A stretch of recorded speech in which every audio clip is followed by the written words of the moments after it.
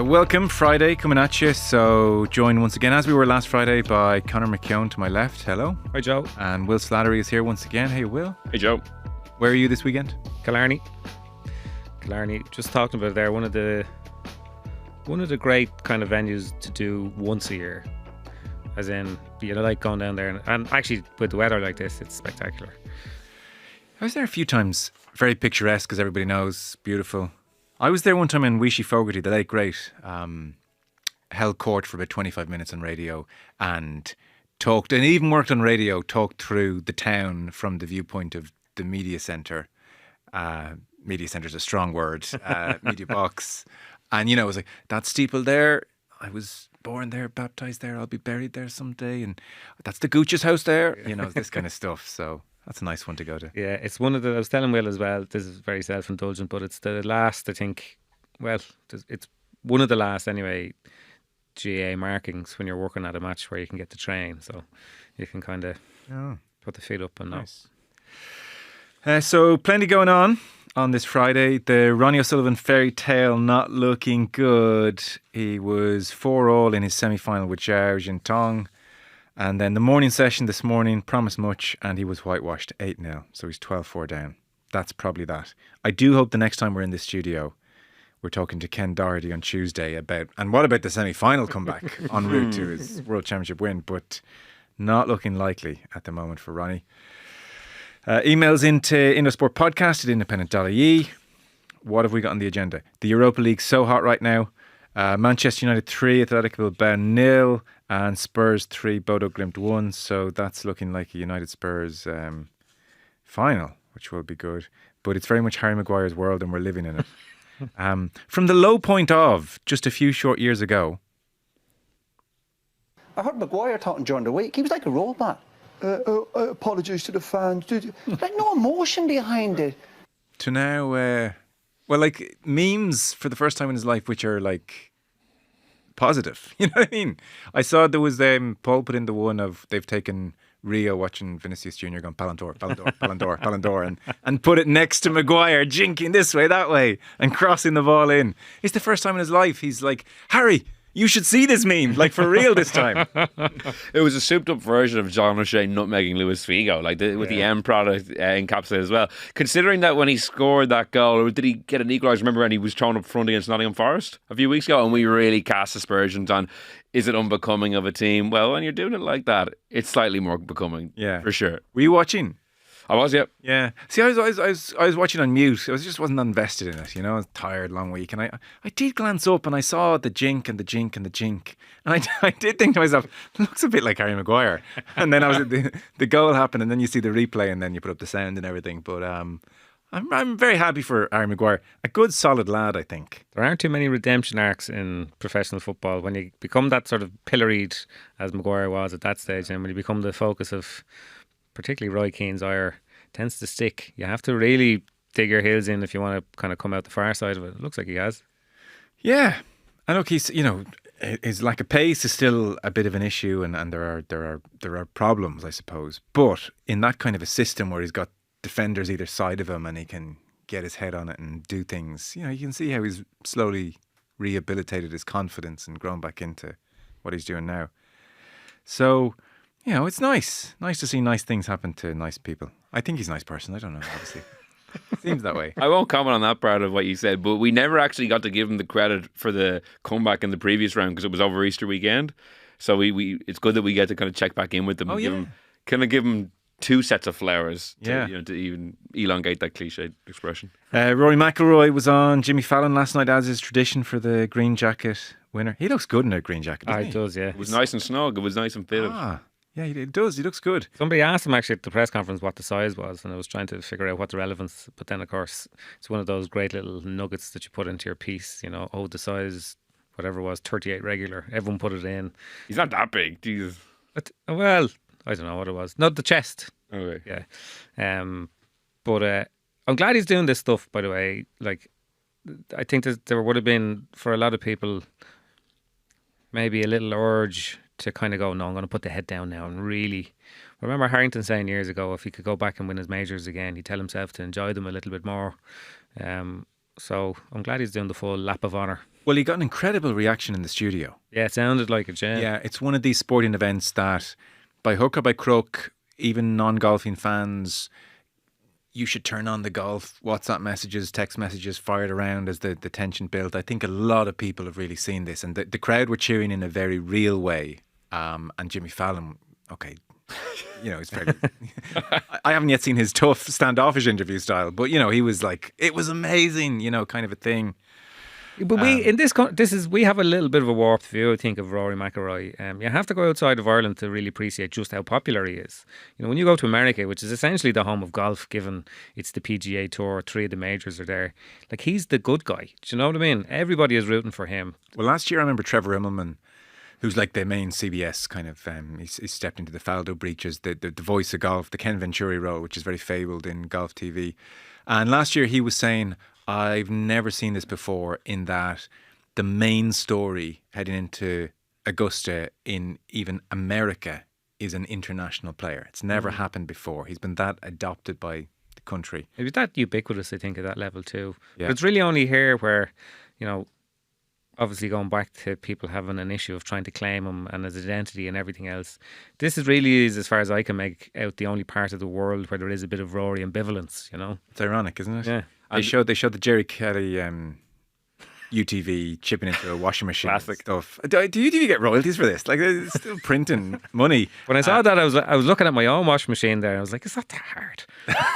Well, they then obviously had a Jimmy versus Rory Yeah. contest, which Rory quickly won 3-1. I enjoyed Rory saying, like, when they said, well, will we recreate it? And Rory said, oh, come on, like he was surprised. And then the shot widens and there's 2 washing machines sitting there. It was Ron Burgundy with the jazz flute for sure. Oh, I didn't know you were going to be bringing this What out. a reference. That's exactly what it was. But in terms of the reaction he got, like, I don't think you can't underestimate, like, the Masters is shown on CBS, which is like RTE over in America. So it's not just like committed golf nuts who are tuning in their millions. It's like the average American. Yeah. Because like Jimmy Fallon's audience wouldn't be made up of Golf Channel watchers, I assume. It would be pulled from all sorts of life. And there was 3 or 4 kind of really raucous rounds of applause for him. So I really do think he's connected with not just sports fans over there, but like probably a lot of just regular people. Yeah, it's a real moment. I don't know if they've reeling in the years over there, but it's that kind of a thing he's managed to land. He was asked, about the various people reaching out to him, Tiger Woods' message to say, welcome to the club, kid. And anyone else like that kind of stopped you in your tracks a bit? Elton John. Sorry, Sir Elton John. Yeah. This was actually, but like technically he didn't reach out technically. Well, his assistant phoned Rory to say Elton wants to pass on his congratulations to you in person. Yeah. But he doesn't have a mobile phone, it seems. And so Rory's been missing calls from a landline in Windsor. And they'll get in touch at some stage. But Elton John, you know, even Elton was like, Elton, you've got to turn this on. Yeah, watching Elton in his mansion like on Sunday night, that Sunday just like living and dying by every shot. Human drama. Okay. Speaking of human drama, the Eubanks. I know you felt a little bit foolish over the weekend. I did. You felt a little. I'm sorry now. You're just a little bit soft for this stuff now. No, sorry. You want to believe. Will. Surely bitter, cynical Conor McKeown is not going to take our Chris Eubank Senior and Junior reunion away from us. I am. So Jesus. You said your message over the weekend was, we've been had. This whole thing is a farce. Yeah. And I'm embarrassed that we talked about it with any kind of sensitivity on Friday. Well, what is it about this makey-uppy boxing match that never should have happened, that had no competitive merit, that makes me cynical about the motivations for it? It took pay-per-view numbers, by the way. 620,000 PPVs bought, which adds up to just shy of 13 million in the bank sterling. Oh, well then. There was an interest. But so the moment of the year, as well, Will Outside said it could be decade, but moment of the year obviously is this. Meanwhile, have a look at this. He's here, and the crowd are going wild. Father and son reunited. Simply the best, and that is the picture of the year so far. Absolutely brilliant. None of us thought it would happen. This unpredictable of sports. Senior and junior are here, and side by side, the awesome foursome are together. Wow! It's like that is goosebumps. There's like Ballon d'Or. Ballon d'Or. All right. Incredible. I can't believe it. So it's look, after your oh God. I'm not saying that. I'm just saying it's our job to stand back a little bit and deconstruct this. And like even the commentator sounded like Mean Gene, whatever his name was, the WWF stuff back in the day when Vince McMahon was falling out with his son or his son was falling out with whoever. Like it's straight out of the playbook. Lads, fair play to you. If you can get enjoyment out of this, that's great. You see, I think to be fair, we don't know the nature of their relationship. Let's state a few things. Chris Eubank Senior in an interesting place. So and what is factual is that 4 years ago now, give or take, maybe even more, Junior kicked him off his entourage. Now, I don't think this was a 4-year plan in the making leading up to the moment on Sunday. So there are problems there, friction there, what the family have gone through with the death of his brother, his son, very, very real. So, I think they were legitimately not talking to each other. Now, to what extent the whole thing was, and which is your concern and mine as well a little bit, and Will knows. Will's just happy to have gone along with it anyway because it was just so good. Well, it was just so well done. But, to what extent it was hammed up in the last couple of weeks for that moment, we don't know. And I suppose you're right to be a bit suspicious that this was well planned out. However, on his YouTube channel, Chris Senior has been holding court and explaining how all this happened. So this starts with he wells up, and interestingly, you won't hear it. Is only if you watch it you'd see it. They actually they must pause and they edit and they start over when he's composed himself. So in the initial moments, the interviewer was saying, people, they saw it, you walked out of the car with them, it was like the moment of the year and you could hear the crowd cheering. And you'll hear him initially, he is genuinely emotional, then they pause and then he explains how all of this came about. So let's have a listen. I'm welling up now. This looks like it's been orchestrated, like there's been a director, a physical director, for the car to pull up where it did, for me to be on the left-hand side of the car and not the right, for me to push the door open, and there is the world's media. And I chuckled. I was directed spiritually. I'm good, but I'm not that good. That's why it moved the nation and the world. I got in touch with Junior probably 10 minutes past 8 the night before the fight. I haven't been in touch with him. I sent him a message. The message said, call me when you're in private, please. Maybe 10 past 10, I got a call back. I can check on my phone what time it was. Now, I haven't spoken to him. Junior called and he said, I didn't want to call Dad because I can't hear anything negative. I said to Junior, okay, all right, so where are you? Okay, so he explained. He had booked me a room. So we went up to the room and we sat and we spoke. Now, these were my words to him.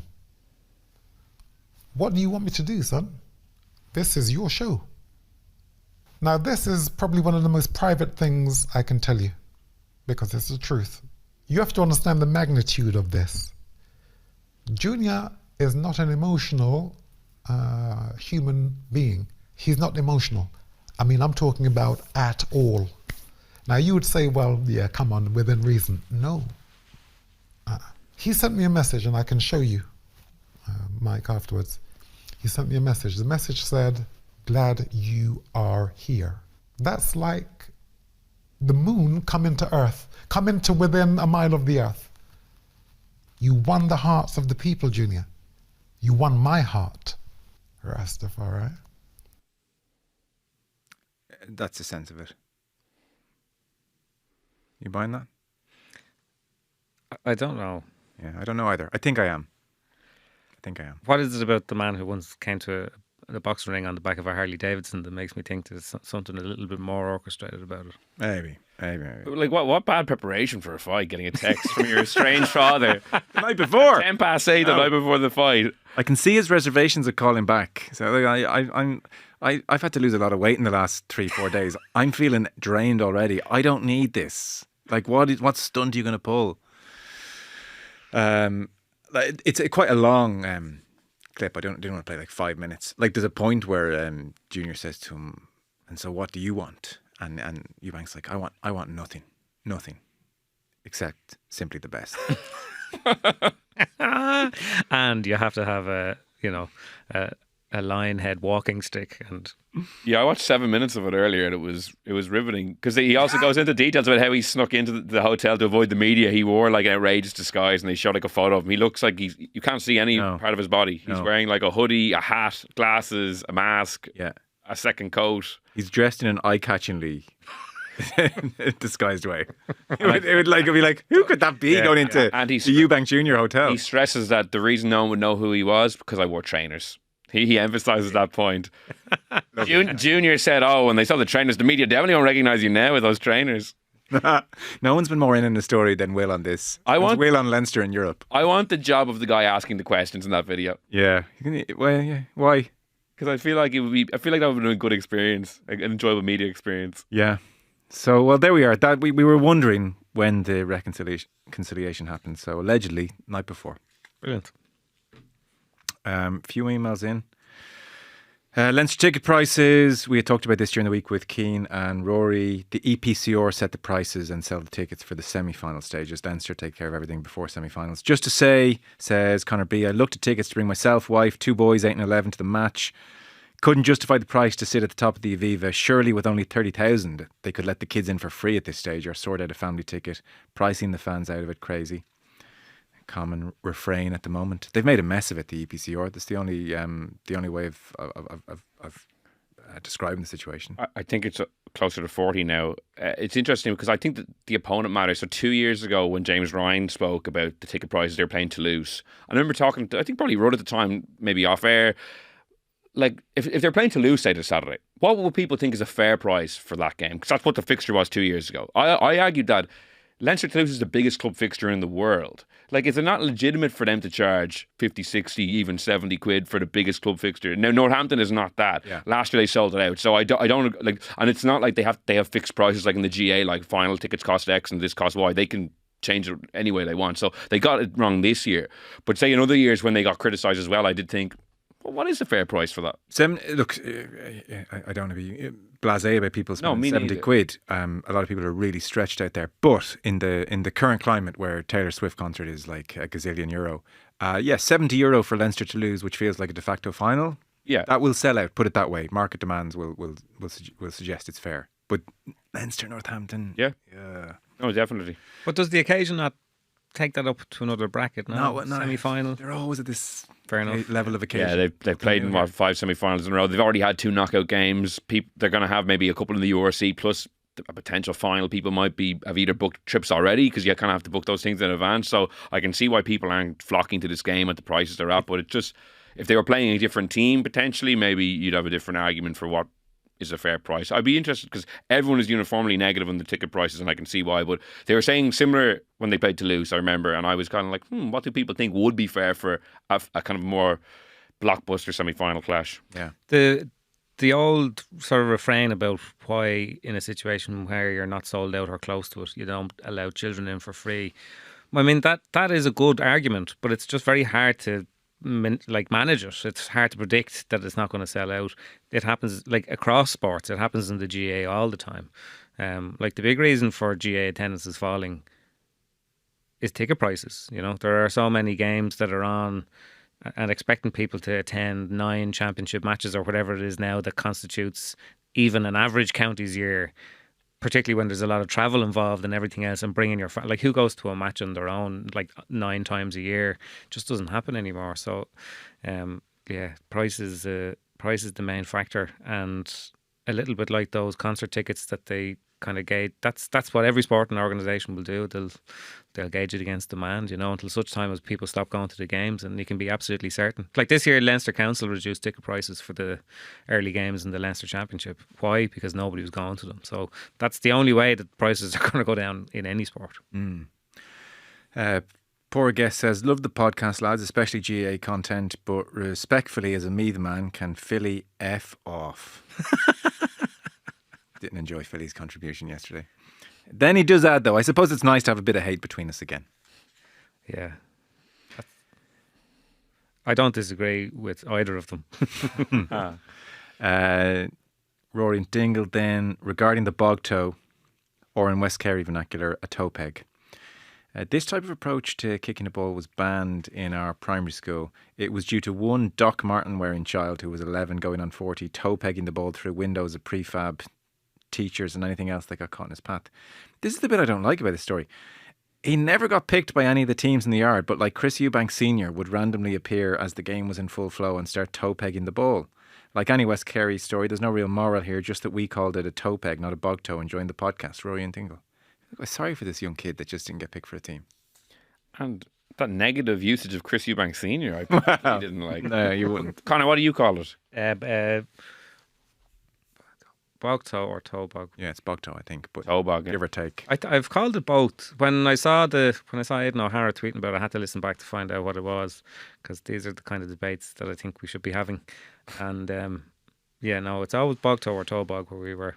Which one? You can't have both. Like, No, but I think it changed over the course of my sort of relevance to this field. I remember having a goalkeeper for one of our teams who had a particularly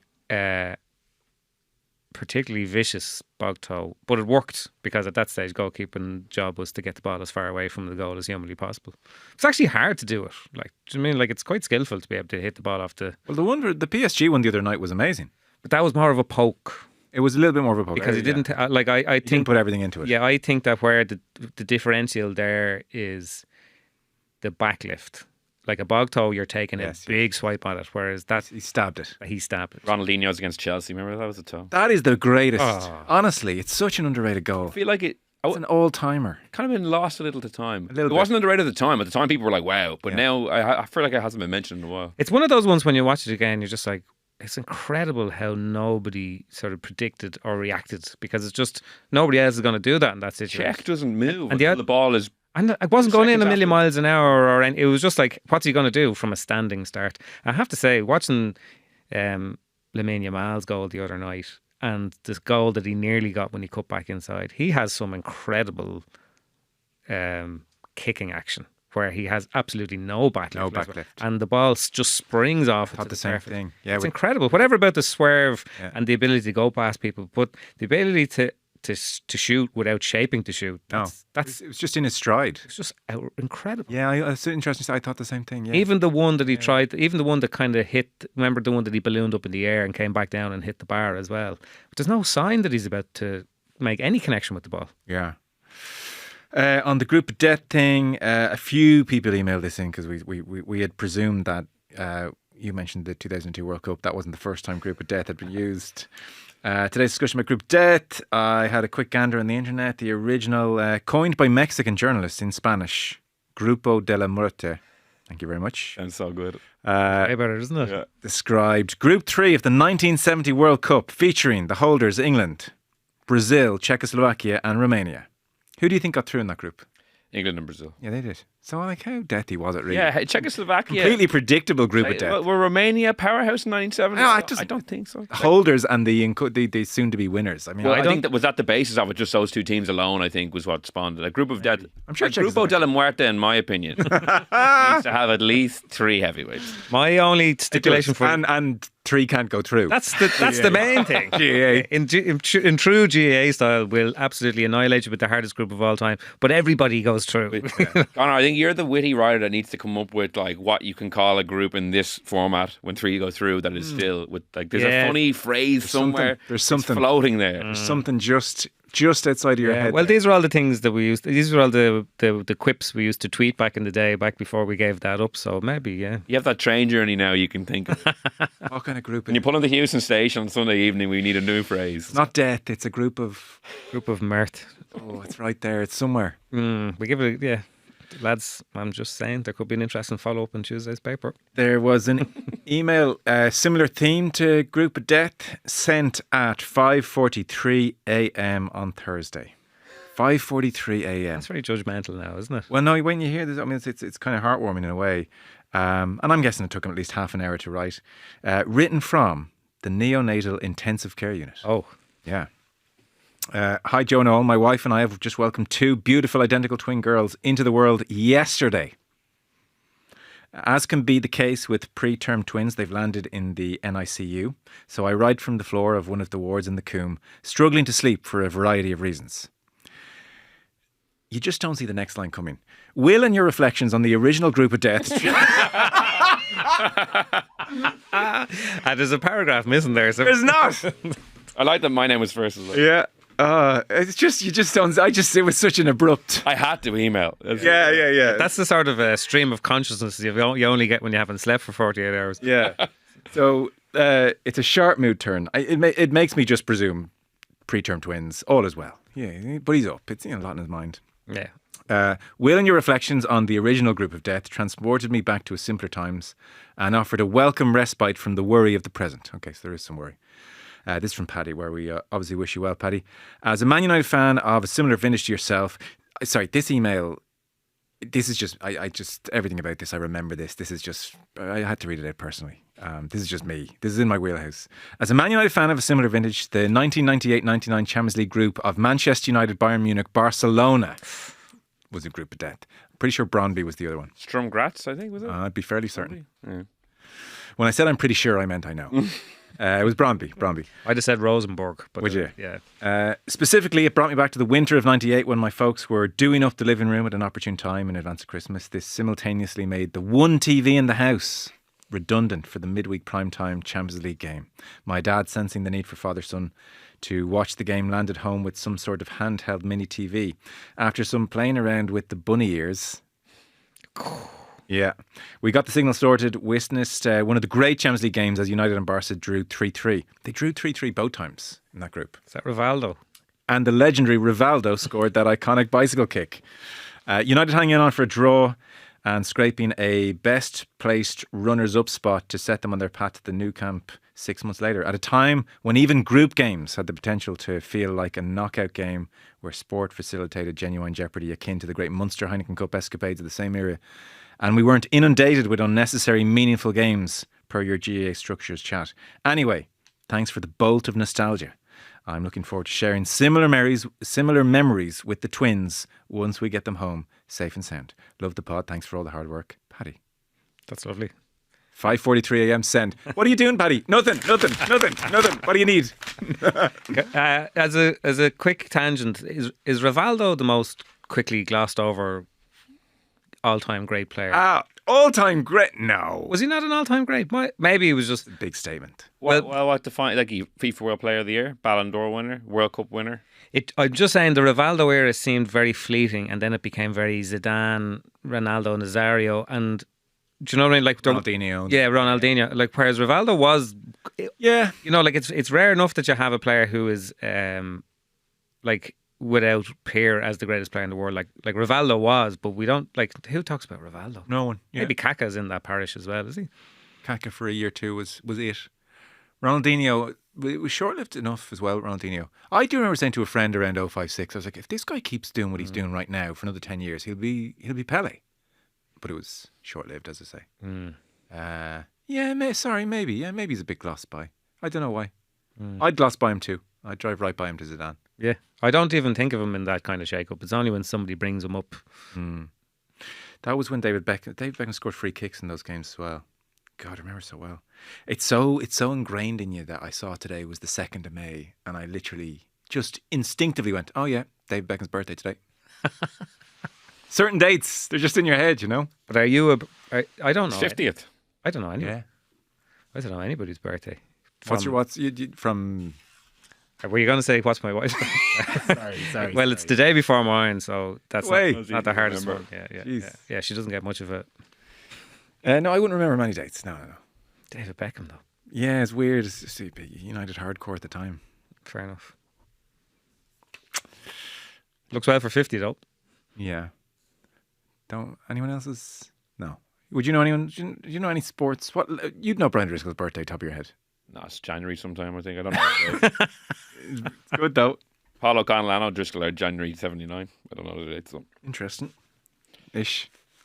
You asked me. Sorry. Yeah, I know. Turning it back on me. Like, sorry. Friday.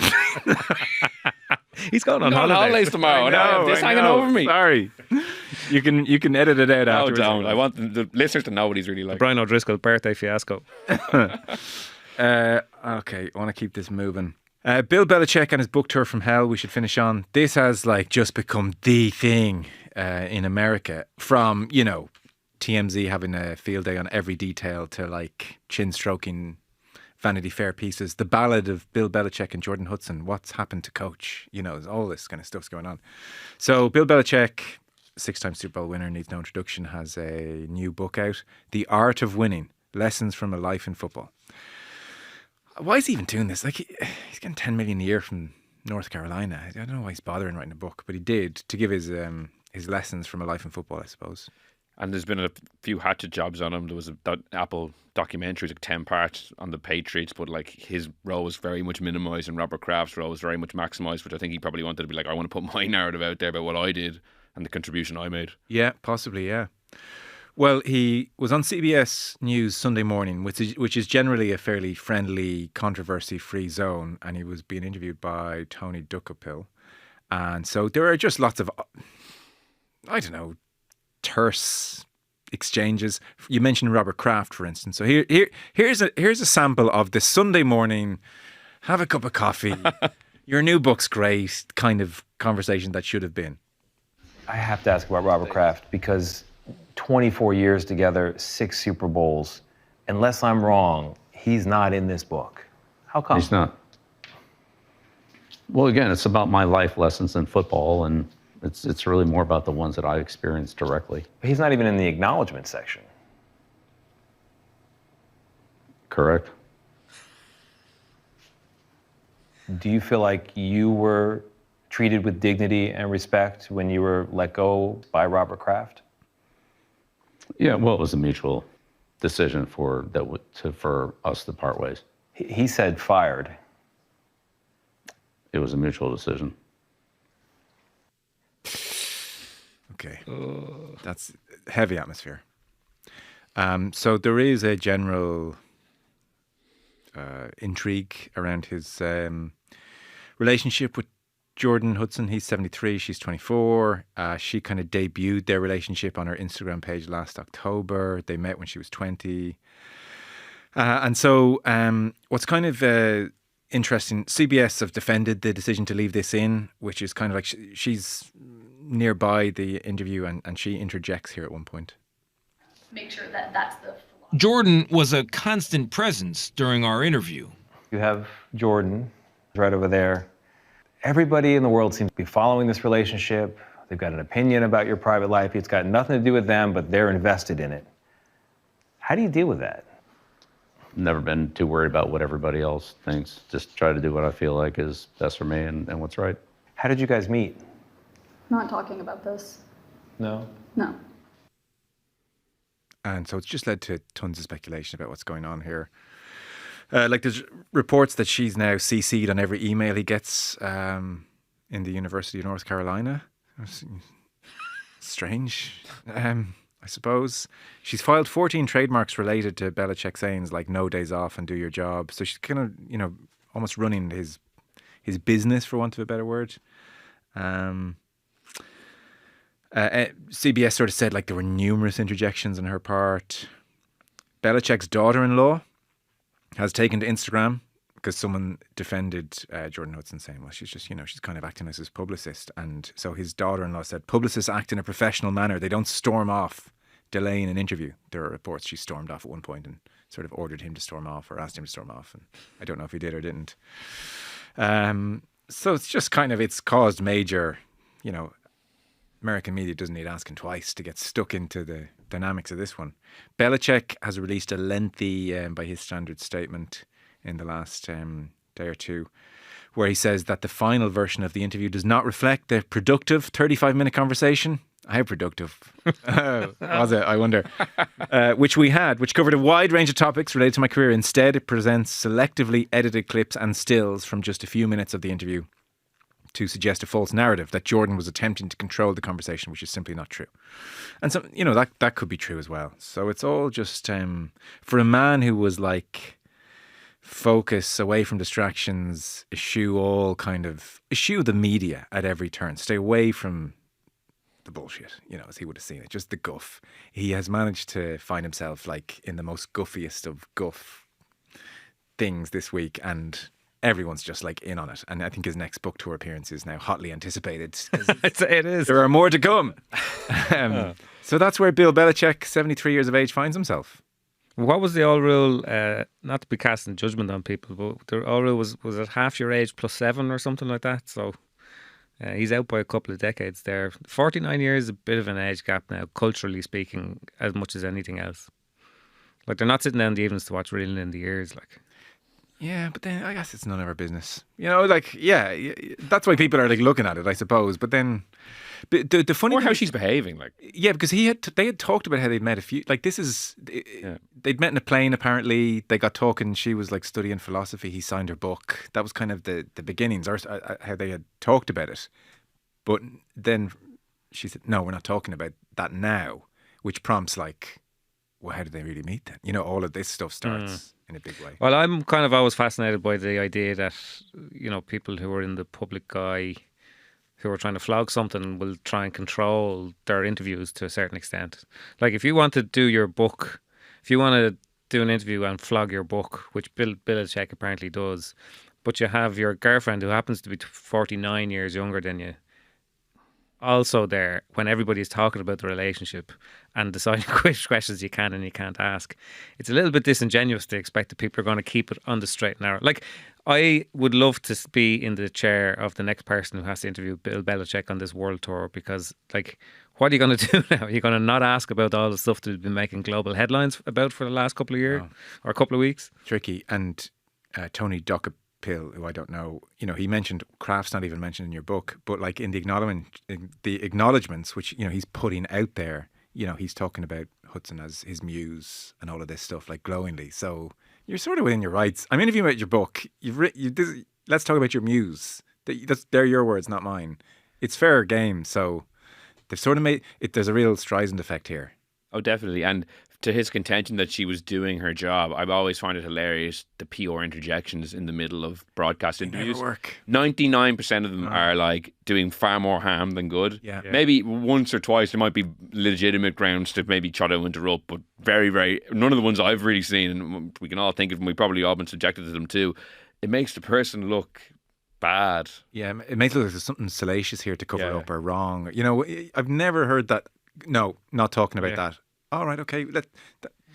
That's not going to go viral. Yeah, if it's not an issue, it's not an issue. So trot out some sort of a As I said before, we met in a flight. Yeah, exactly. Like, it's documented. He's not a man built for a publicity tour. He doesn't seem to be. Certainly not with his current arrangements. That's why I would think, why are you doing this?